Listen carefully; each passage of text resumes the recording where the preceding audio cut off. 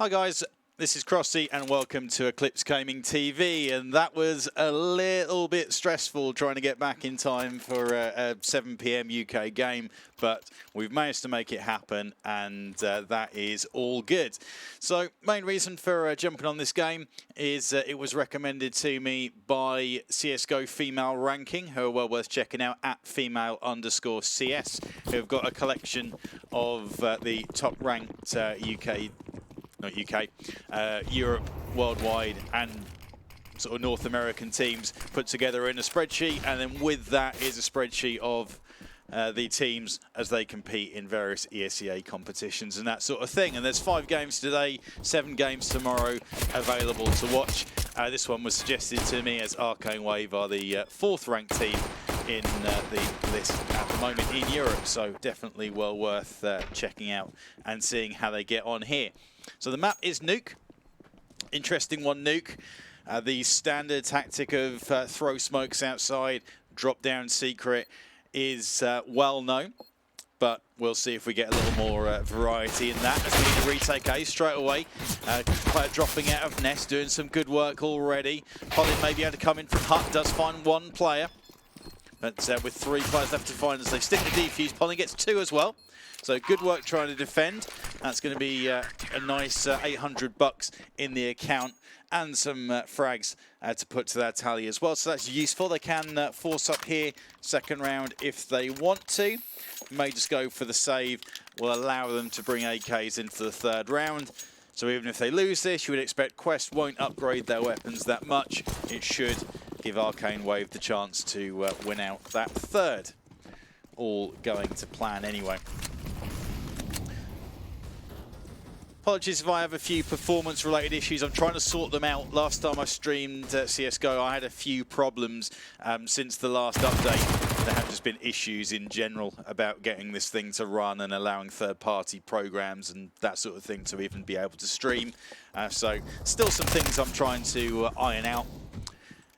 In the very early stage of this game, it seems Arcane Wave are trying to do the exact same thing and iron out a few issues. Pollen is dropping frags left and right, but the rest of the team still looking to get up and rolling. But it is the first couple of rounds. It is far too early to say much at all.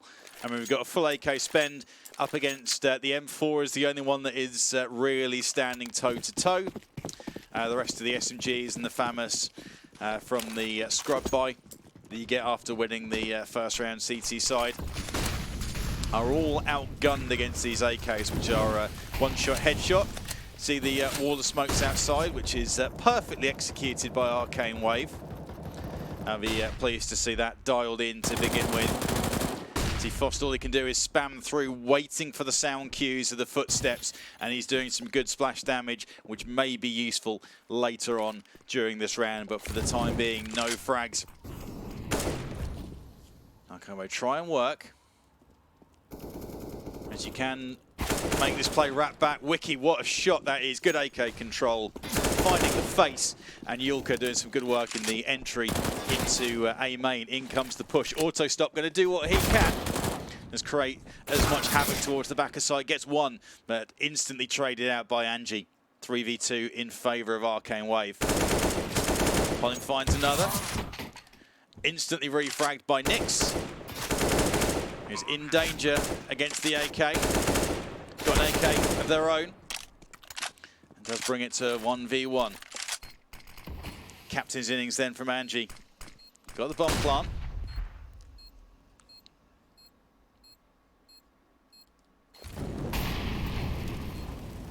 Nyx takes a guess. And very swiftly goes down. Arcane Wave putting their first round on the board. That's some tidy work. I'll be pleased with that. Now to keep pushing on.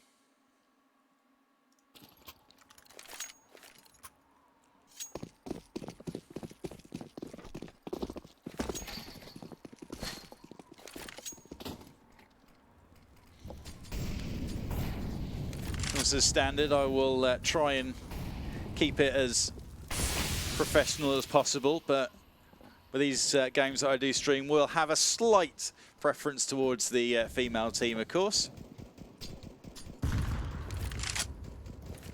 Especially as that's where I got the suggestion to pick up the game in the first place. Walter able to find Wiki out from main. That leaves them a little out of position now with the two players moving out. Arcane Wave need to try and capitalise on this, and they're doing a decent job. The two players left to find. Polin is again collecting frags.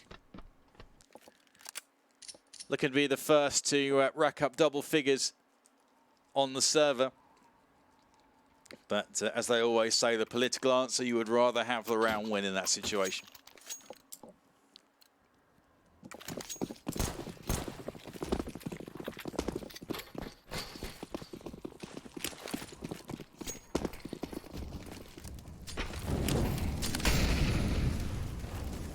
Going back to the outside then, full eco. Walter already dropping, he wants to get up close and personal with that UMP. Good weapon in that situation against the P shooters of the Glock, and he's found himself two already. That's 200% kill bonus with that gun as well. So he's going to be looking to just pad his bank account a little bit with some frags. Does a nice job. No weapons to grab and upgrade, but that is a flawless victory coming in.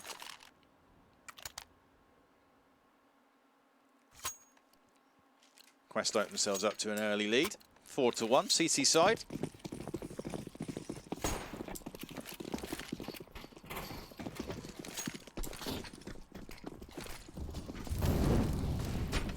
Oh, that, yes.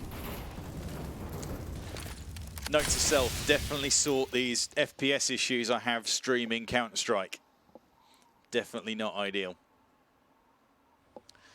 Now look at the scoreboard though. Nick's leading the way for everyone actually, and for Quest. Everyone on the Quest side chipping in with a few frags as and when needed.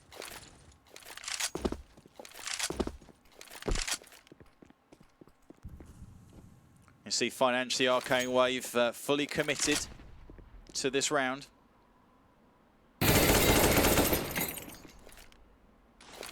Dodds pops out from locker. Opportunity maybe to refrag there, but there's no players around. That's an AK dropped. Dodds now flushed out by the fire. Has to come out. The fire does take him out in the end. That's Polin picking it up, but that is not before he YOLOs out into ramp room. Picks himself up a nice frag. Good rifle control under pressure.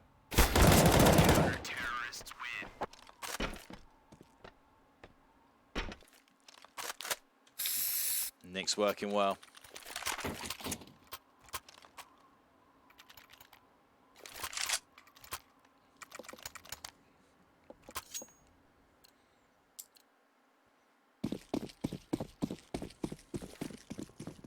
think at this stage, Quest are the better team when it comes to refragging. There's normally someone there quite quickly to jump in and get involved. Nick's may get the chance to rack up plenty of frags. It's only going to be one, and it's Polin once again, this time with the Deagle in hand, picking up a frag. Auto stop still hanging around at the back of A for the time being at least, making sure that it's not some kind of elaborate fake. It's not, as the bomb plant is going to get stuck down on the B side. Still tough to defend from here, but at least that's money in the bank as Polin catches a nade perfectly, getting her in the cricket team. Wiki with two. With the digs, throwing it back to the days of Source. And that was just what one digs were. You could ditch the AWP and take your deagle. Magic's gone a long way around. Maybe didn't get the call that the bomb was protected. Does a bit of splash damage to Dodds, but isn't able to come away with the frag.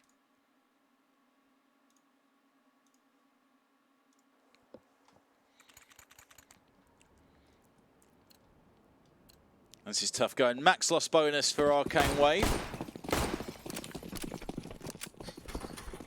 So you would suspect they'll be able to keep putting together some decent buys, even if this run continues. Need to start getting this back in their favour. The economic pressure that you can feel on CT's side, you know, you really feel the squeeze even after a couple of rounds not going your way, and you have to be able to manage that properly. So, the real challenge is to put them under pressure a little bit. You know, win a round or two here and there. Nix, good spot up on the railing. The first spot you're going to look for in that situation, as it looks like it's going to be another round, so we'll fly in here. That spot behind the first box, and then the back box is generally where you look. So if you come through to here, it's generally sort of third or fourth angle you're going to be looking at, and Nix was able to get away with that without drawing any real kind of reaction.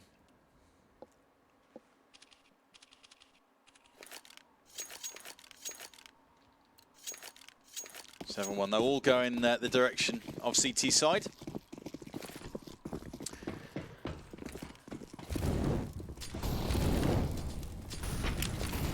It's tough to really know how to call the balance of Nuke, as is so often the case really with Counter-Strike maps. It depends on the level that you're playing at and how you play it. And a lot of them can go either way.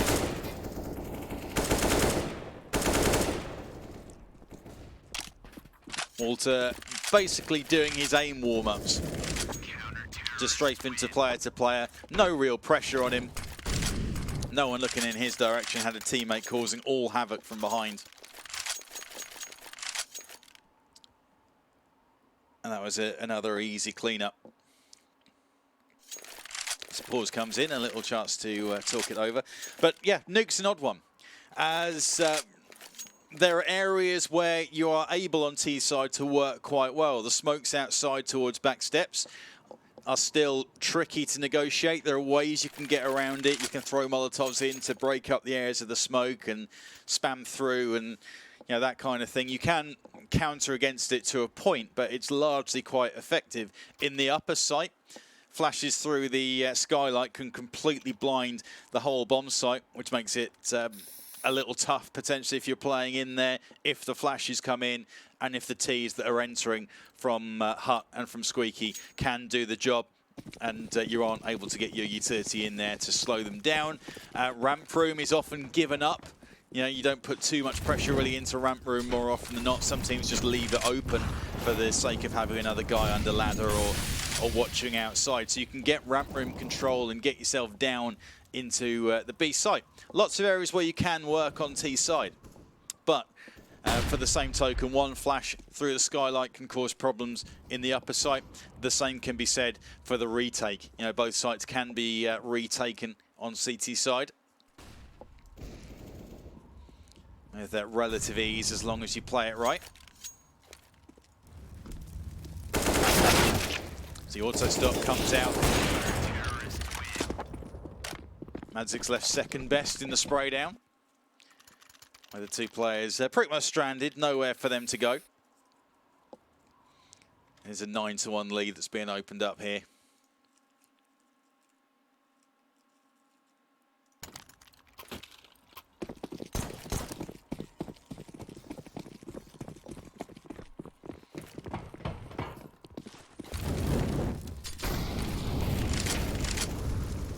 See a faster upper strap. Auto stop already spamming through. He's got the second and the third before he picks up the first. But another eco bash.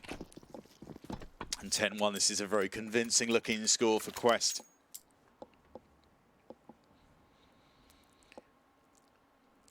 I have to admit, I'm quite new to a lot of the players that we're going to be watching here. I've had phases in and out of watching female Counter-Strike, and I'm in one of those phases where I haven't really been involved in it that much over the last couple of years. But maybe this is the time to get back into it, especially now there's a resource with the games up and available with the ESEA links. I can just jump on and cover some games as and when they happen. Job wrapping in from behind, finds one. Still not giving the game away too much as down goes Orpa. Does he know about the third player up above on the walkway? Think possibly not. So you're able to find Fost in the end. Walter cleans up Pollen from lower. Now he won't have to step up from secret and show himself. He may do just for the challenge, especially 4-1 against, but you know, generally rather than give away an easy kill, you might just wait for your teammates to do the job. See, Nix is going to be the daring one with how his frags have gone so far. Yulka looking to go huge. Nothing doing this time, but a couple of frags of pride is always nice as we flick and have a look at the scoreboard. See a difference, 4 players for Quest in double figures. Foss just 1 away. No one on the Arcane Wave side able to get it going. Adzix with 1 frag in 12 rounds of Counter-Strike, not ideal. C- must do better on the report card for that one.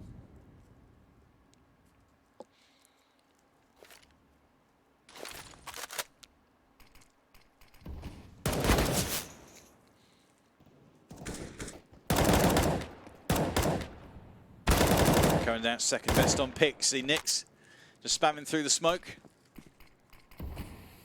Wiki had the sound cues and she knew where to look to get the guy, but he was already pre-firing and wasn't able to get the swing speed going. Fost finds Angie with a gun poking out. Everything relatively stalled on the outside. As Fost goes for a peek. Pollen does find one.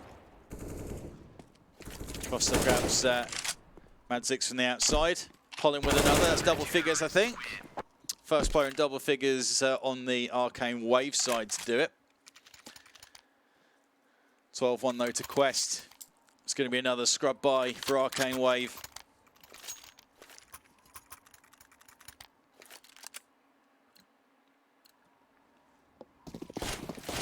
And while nothing is impossible, Nuke isn't the kind of map where you want to leave yourself this much to do. If it was Mirage, a little bit of a different story perhaps. Dust 2, I guess. If you go down this heavily on CT side, you might have a chance.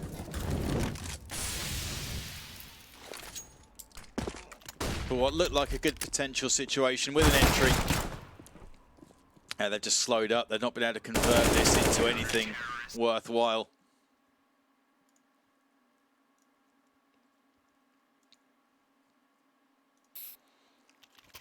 So in comes the cleanup crew to finish off.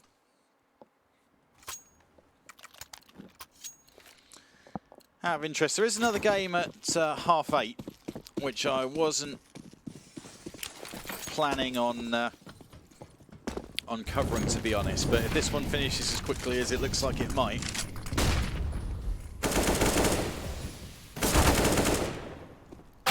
then I think we may catch that one as well.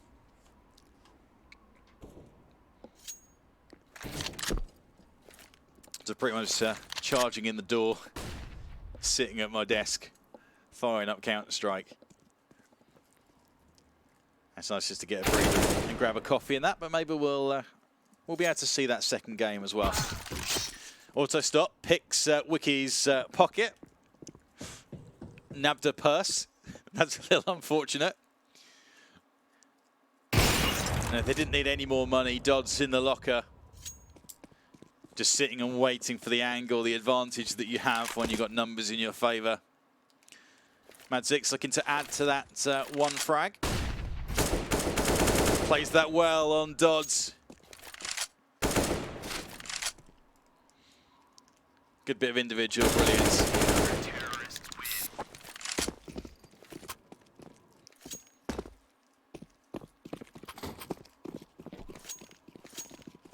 It is unfortunately going to be 14-1.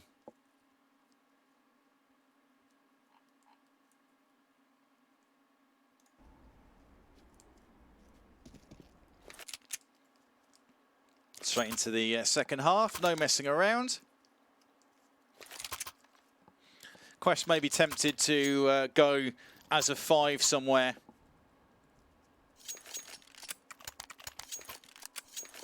Go on, Mass. Trust yourself. As on the first half performance, at least, they have been first to pretty much every punch. ESEA going to take ramp room control. 2 players in there playing it aggressively. 1 and 2.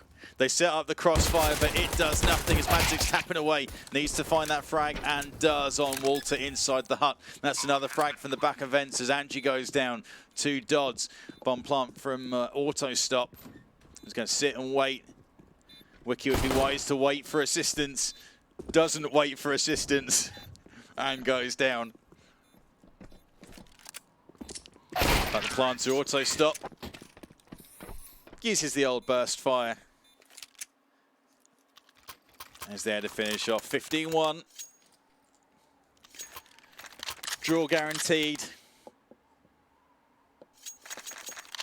I would say it goes down as a draw, but the amount of times I've said that in ESEA in league format, and it's gone to overtime.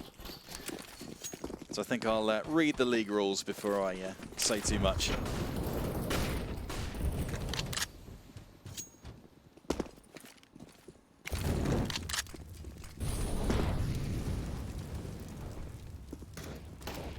Comes the outside out towards Secret, but we're riding on board with Walter at the moment, who's going to bounce himself up into Nest. Tapping away long range. He's certainly outside of the effective range of the Mac 10 from there. And Angie makes him pay for it. Foster Nix doing good work from lower. Yuka may be able to find one in the vents if they drop. She's going to have to fly solo now. Galil in hand. 73 HP and the hopes and dreams of her 4 teammates and about 20 people on stream.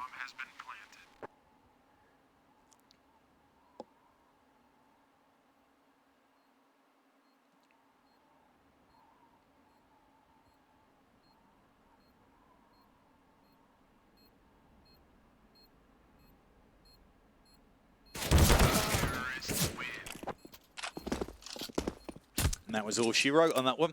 As far as summary, well, there's not too much to say because their team goes down 14-1 on their T side. There is not much more you can say as to why they didn't succeed other than they didn't win any rounds almost. But a bit of a tough encounter against Quest. Quest were the better refraggers. They were there to assist their teammates more often than not. And with that, Arcane Wave, even though they showed good potential, made a few entry picks, that sort of thing, they weren't able to follow that through into a complete execute that involved getting the bomb plant and then defending it on from there, generally losing too many players before they were able to get that site control that they really wanted. So back to the drawing board a little bit on Nuke T side. It is a tough map. If you aren't as prepared as you would like to be on both sides, really. And it's one of the maps that isn't played quite as often in the pool compared to, say, an Inferno or a Mirage, to name a few. So, understandable that the nukes and the trains are a little off in terms of preparation. And sometimes you will see routes like this one. But never mind, that didn't quite go to plan.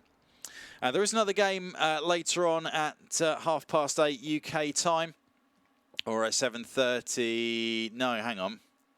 Yeah, 8:30 UK time, so that'll be 9:30 CEST. And that is going to be, if I have a look at it now,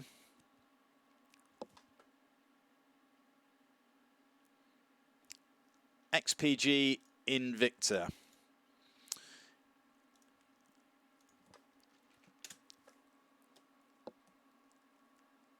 And they're going to be squaring off against Comp 5. I think what I'll do, that's on Nuke as well. So it'd be good to see Nuke played and get a bit of an extended time on it. So what I'll do then is I will take a little break, drop the stream, and then in about 45 minutes I'll come back and cover that game for you as well. See if we can get a W for a female team tonight. Thank you very much for watching anyway. This has been Crossy, and hopefully I'll see you again in 45.